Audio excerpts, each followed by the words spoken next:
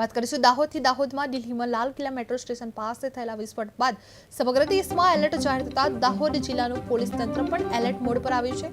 જાલોદની ધાવડિયા checkpost સહિત આંતરરાજ્ય border પર સઘન ચેકિંગ હાથ ધરવામાં આવ્યું છે. પોલીસની એલસીબી, એસઓજી અને સ્થાનિક ટીમો દ્વારા હોટલો, ગેસ્ટ હાઉસ, બસ સ્ટેશન અને જાહેર સ્થળોએ રાત્રિ દરમિયાન શંકાસ્પદ લોકોની પૂછપરછ તેમજ વાહનોની તલસ્પર્શી તપાસ કરવામાં આવી રહી છે. સુરક્ષા દ્રષ્ટિએ સમગ્ર જિલ્લામાં પોલીસ તંત્ર સતર્ક દેખાઈ રહ્યું છે.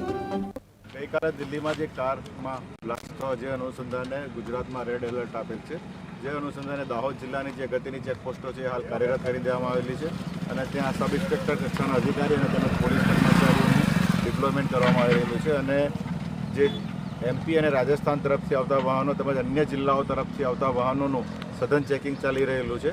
3 વ્હીલર, 2 વ્હીલર, 4 વ્હીલર તેમજ લક્ઝરી બસોમાં કોઈ શંકાસ્પદ વસ્તુ મળી આવે એ અનુસંધાને સતત ચેકિંગ ચાલી રહેલું છે. ગઈકાલે દિલ્હીમાં જે કારમાં બ્લાસ્ટ થયો જે અનુસંધાને ગુજરાતમાં રેડ એલર્ટ આપેલ છે. જે અનુસંધાને દાહોદ જિલ્લાની જે અગત્યની ચેકપોસ્ટો છે હાલ કાર્યરત કરી દેવામાં આવેલી છે અને ત્યાં સબ ઇન્સ્પેક્ટર કક્ષાના અધિકારી અને તેમજ પોલીસ કર્મચારીઓ